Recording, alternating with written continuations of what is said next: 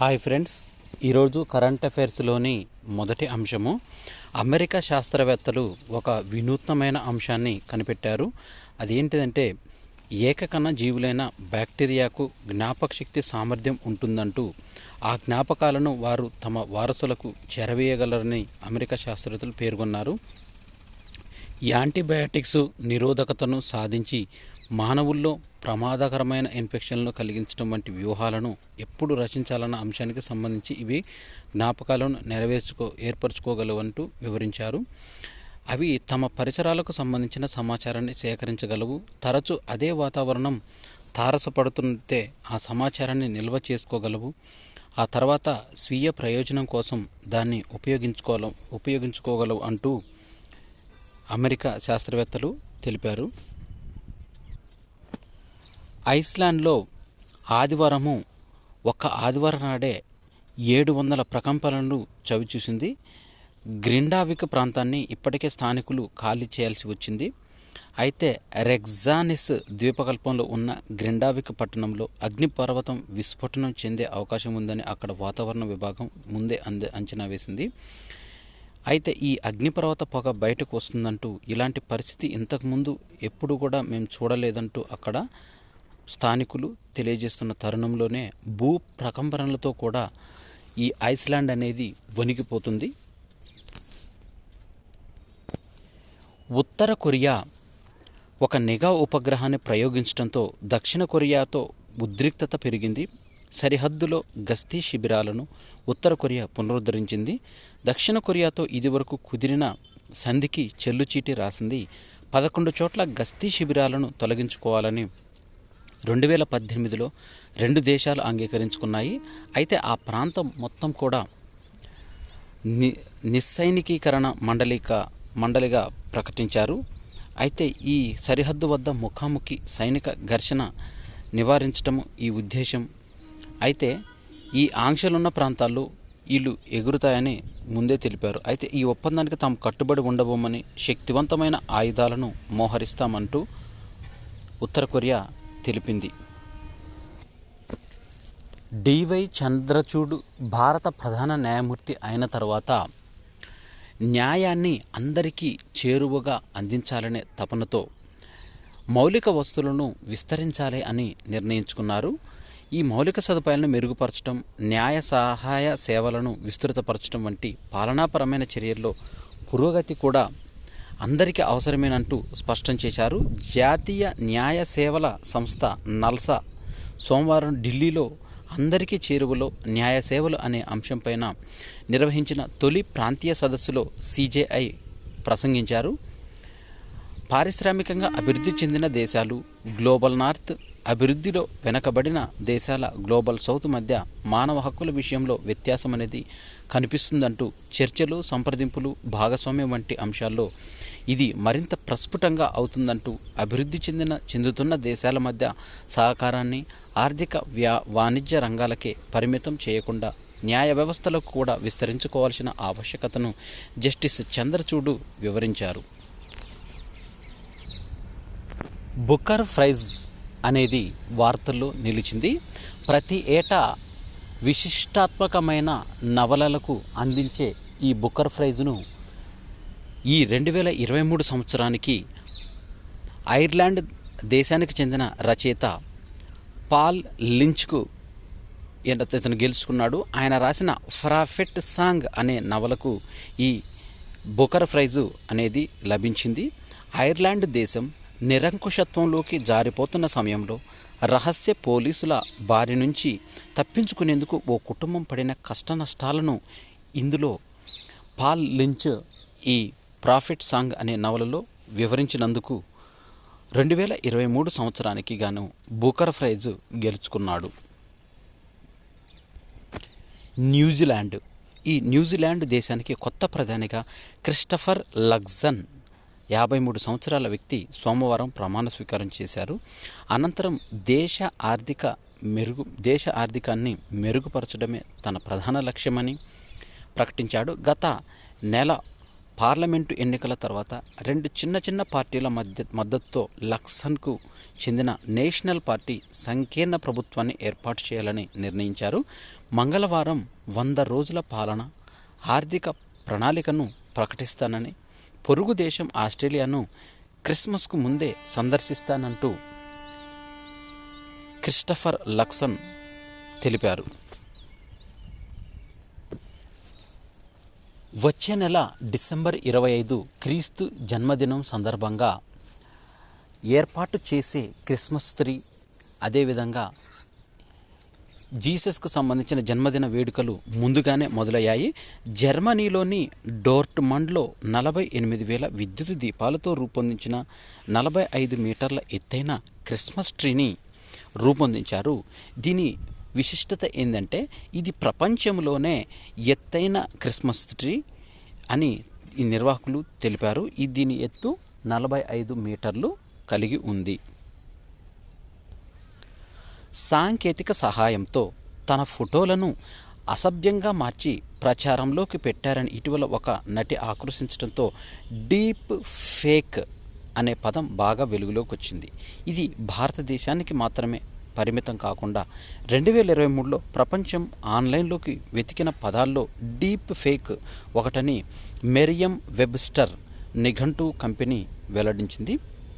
ఒక వ్యక్తి photo, video, ఆడియోలను మార్చి ఆ వ్యక్తి చేయని పనిని చేసినట్లుగా, పలకని మాటలను పలికినట్లుగా చూపటమే డీప్ ఫేక్ అని నిఘంటు నిర్మాతలు నిర్వచించారు. అయితే 2023లో అత్యధికులు అన్వేషించిన పదం మాత్రం అథెంటిక్ అని మెరియం వెబ్స్టర్ నిఘంటు కంపెనీ సోమవారం ప్రకటించింది. అయితే ఇది నిజమైన, విశ్వసనీయమైన, ప్రామాణికమైన అని దీనికి అర్థం. ప్రస్తుతం కృత్రిమ మేధ జనిత డీప్ ఫేక్ ప్రపంచంలోనే విశ్వసనీయత సంక్షోభంలో పడి ఉంది. అందుకే జనం తమ ఆన్లైన్ నిఘంటువుల్లో నిజమైన వంటలు, నిజమైన స్వరం, నిజ స్వరూపం కోసం వెతుకులాటను ముమ్మరం చేశారు అని నిఘంటు సంపాదకుడు పీటర్ సోకొలోవ్స్కీ వివరించారు. నల్ల సముద్రంలో ఏర్పడిన తుఫాను కారణంగా రష్యా ఆక్రమిత క్రిమియా అతలాకుతలమైంది. దక్షిణ రష్యాలోని సోచి తీరంలో పెద్ద ఎత్తున అలలు ఎగిసిపడ్డాయి. అనాపా, కుబాన్ తదితర ప్రాంతాల్లో ఆస్తి నష్టం అనేది సంభవించింది. బలమైన గాలుల దాటికి విద్యుత్ లైన్లు దెబ్బతిన్నాయి. దీంతో రష్యాతో పాటు ఉక్రెయిన్లోని మాస్కో ఆక్రమిత ప్రాంతం, క్రిమియాల్లో కలిపి దాదాపు 20 లక్షల మంది అంధకారంలో ఉన్నారని అధికారులు వెల్లడించారు. గంటకు 144 కిలోమీటర్ల వేగంతో భీకర గాలులు వీస్తున్నాయని, గత 16 ఏళ్లలో అత్యంత తీవ్రమైన తుఫాను ఇదేనంటూ స్థానికులు, అధికారులు తెలిపారు. సెవస్తోపోల్లో ఓ భారీ అక్వేరియంలో 80 పైగా అరుదైన చేపలు, ఇతర జలచరాలు మృత్యువాత పడ్డాయని స్థానిక వార్తా సంస్థలు కూడా పేర్కొన్నాయి.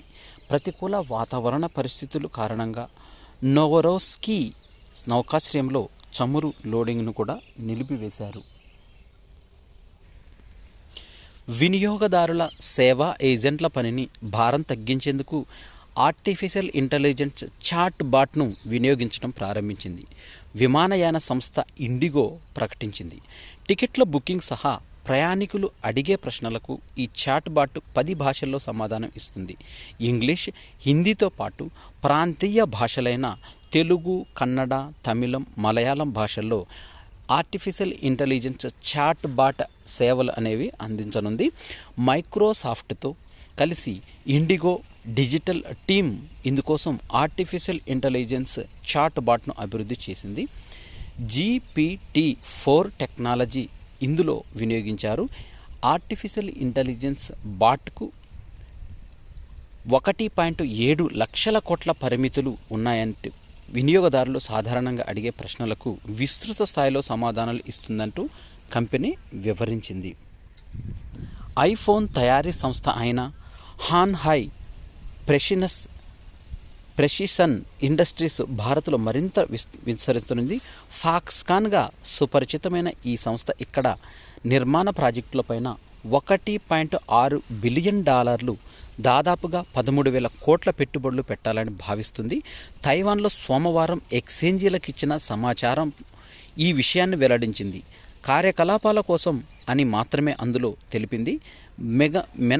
మిగతా వివరాలు ఇవ్వలేదు. అయితే ఫాక్స్కాన్ అనేది తాజా ఐఫోన్ 15 కూడా అందులో విభాగమే. భారత్లో తన వ్యాపారాన్ని రెట్టింపు చేసుకోవాలని కంపెనీ భావిస్తున్నట్లు కంపెనీ ప్రతినిధి ఒకరు సెప్టెంబర్లో పేర్కొన్న విషయంలో తెలిపారు. భారతదేశపు అభివృద్ధిని జీడిపిలలో లెక్కిస్తూ ఏటా ఎన్నో సంస్థలు భారత యొక్క ఆర్థిక వృద్ధిని అంచనా వేస్తూనే ఉంటాయి. ఇలా అంచనా వేసే సంస్థల్లో ఒక గొప్ప సంస్థ అయిన S&P గ్లోబల్ రేటింగ్స్ అనే ఆ సంస్థ 2023-24 ఆర్థిక సంవత్సరంలో భారత యొక్క వృద్ధి రేటును 6.4గా అంచనా వేసింది. S&P గ్లోబల్ రేటింగ్ అనే సంస్థ గతంలో భారత వృద్ధిపైన సంస్థ ఈ అంచనా 6% కాగా ఇప్పుడు ఇది పెంచింది.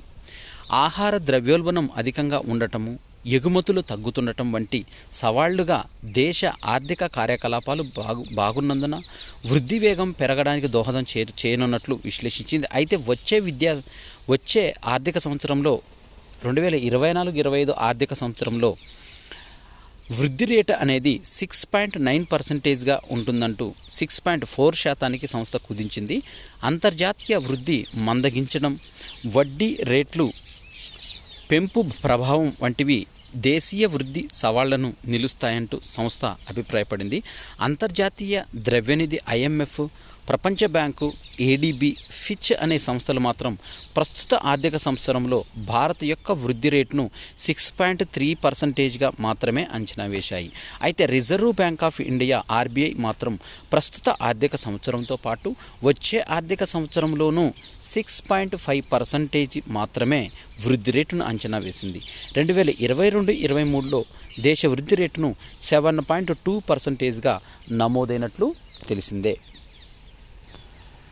అమెజాన్ అనేది ప్రతిష్టాత్మకమైన ఒక కార్యక్రమాన్ని దివ్యాంగుల కోసము ప్రవేశపెట్టింది.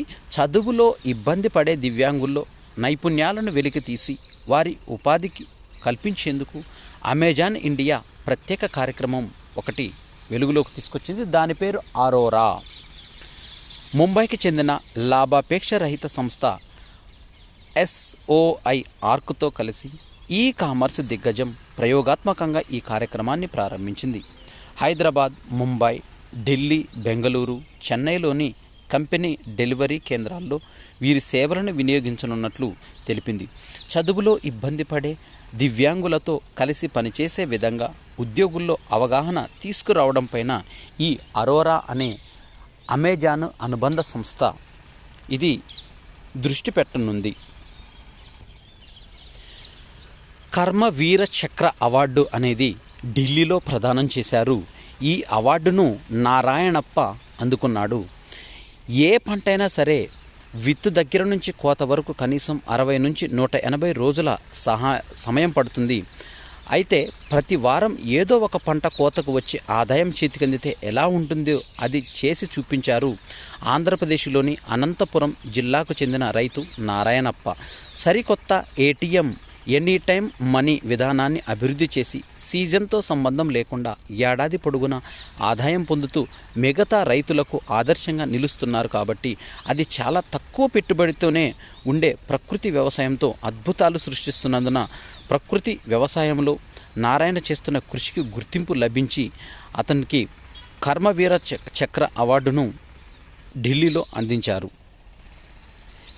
ఈ అవార్డు తనకు దక్కటం అరుదైన గౌరవంగా అతను చెప్పుకొచ్చాడు.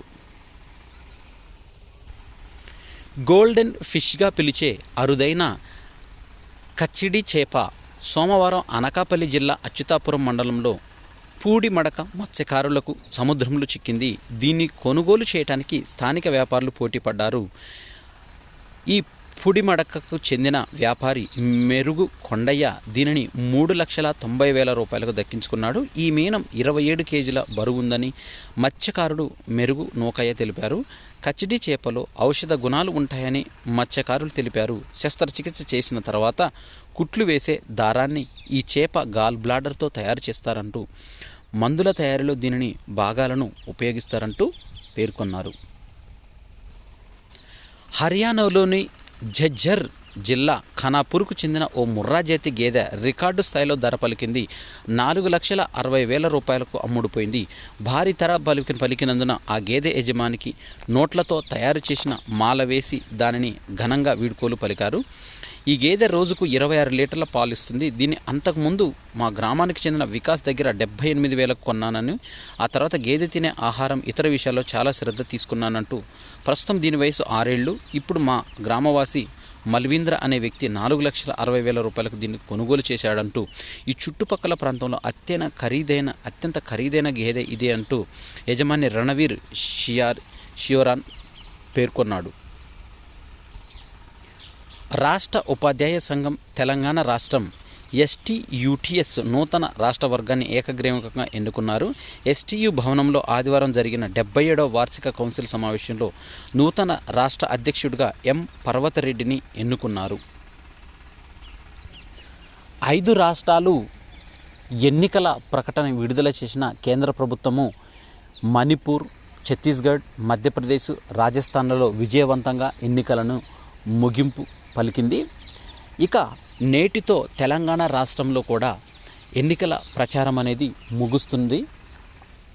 నవంబర్ 30వ తేదీన తెలంగాణ రాష్ట్రంలో కూడా ఎన్నికలు నిర్వహణ అనంతరము డిసెంబర్ 3వ తేదీన అన్ని రాష్ట్రాల ఎన్నికల ఫలితాలు అనేవి విడుదలకు సిద్ధంగా ఉంటాయి.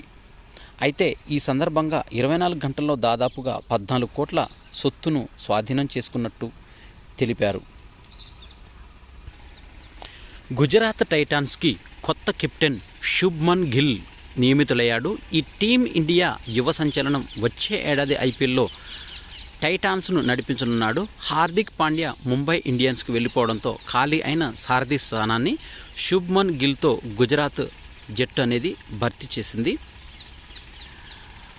IPLలో అత్యధిక పరుగులు 890 చేసిన ఆటగాడిగా శుభ్మన్ గిల్ నిలిచారు. 24 ఏళ్ల శుభ్మన్ గిల్ 2022లో IPLలో అడుగుపెట్టిన టైటాన్స్ మొదటి జట్టులో తీసుకున్న 3 ఆటగాళ్లలో శుభ్మన్ ఒకడు. హార్దిక్, రషీద్ ఖాన్ మిగతా 2. టైటాన్స్ కెప్టెన్గా బాధ్యతలు స్వీకరించడం ఎంతో ఆనందంగా, గర్వంగా ఉందంటూ తెలిపాడు. 2002లో ఛాంపియన్గా నిలిచిన టైటాన్స్ ఈ ఏడాది ఫైనల్లో ఓడింది. 2 సీజన్లకు గొప్పగా సాగేలా టైటాన్స్కు మొట్టమొదటి కెప్టెన్గా హార్దిక్ పాండ్యాను నియమించడం చాలా యువ నాయకుడితో సరికొత్త ప్రయాణాన్ని ప్రారంభించేందుకు ఉత్తేజకరంగా ఉన్నామంటూ టైటాన్స్ జట్టు డైరెక్టరు విక్రమ్ సోలంకి పేర్కొన్నారు. భారత షట్లర్లు ప్రణయ్, లక్ష్య సేన్, సయ్యద్ మోదీ అంతర్జాతీయ బ్యాడ్మింటన్ నుంచి వైదొలిగాలు. ఇటీవల తీరిక లేకుండా ఆడుతున్న ఈ ఆటగాళ్లు వచ్చే సీజన్కు తాజాగా ఉండడం కోసం ఈ నిర్ణయాన్ని తీసుకున్నారు. సయ్యద్ మోడీ టోర్నీ మంగళవారం ఆరంభం కానుంది. ఒలింపిక్ పతక విజేత PV సింధు ఇంతకుముందు ఈ టోర్నీకి దూరమైంది. ఆమె గాయం నుంచి కోలుకుంటుంది.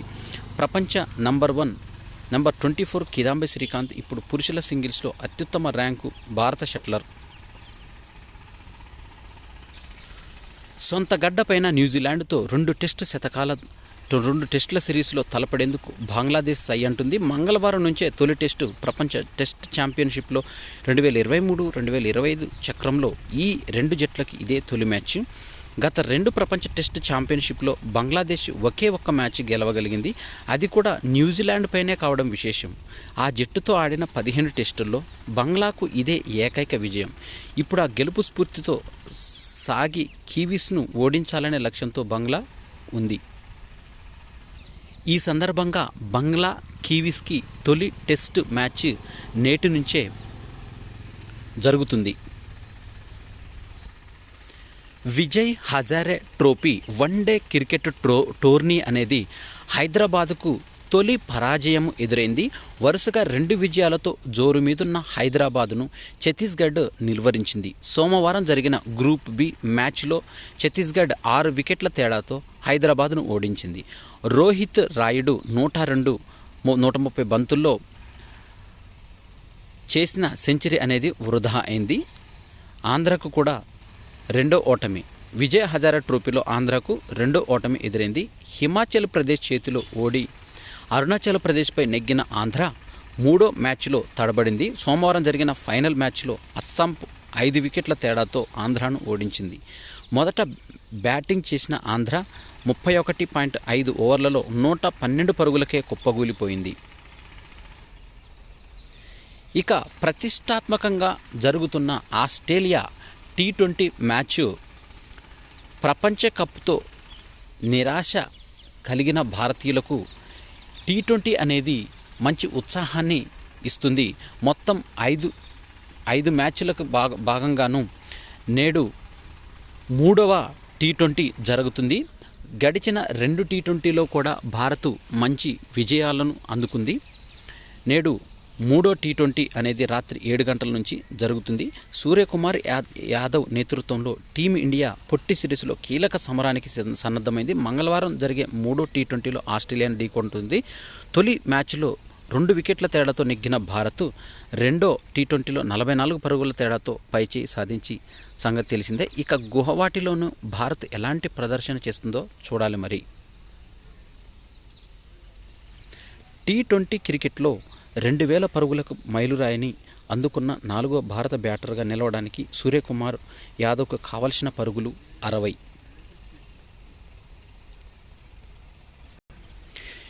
ఇవి నవంబర్ 28, 2023కు సంబంధించిన కరెంట్ అఫైర్స్. ఈ వీడియో నచ్చినట్టయితే లైక్ చేయండి. కాంపిటేటివ్ ఎగ్జామ్కు ప్రిపేర్ అయ్యే అభ్యర్థులకు ఈ వీడియోను షేర్ చేయండి. నా ఛానల్ని సబ్స్క్రైబ్ చేసుకోవడం ద్వారా నేను చేసే వీడియోస్ అన్నీ కూడా మీకు నోటిఫికేషన్ రూపంలో వెలువడతాయి.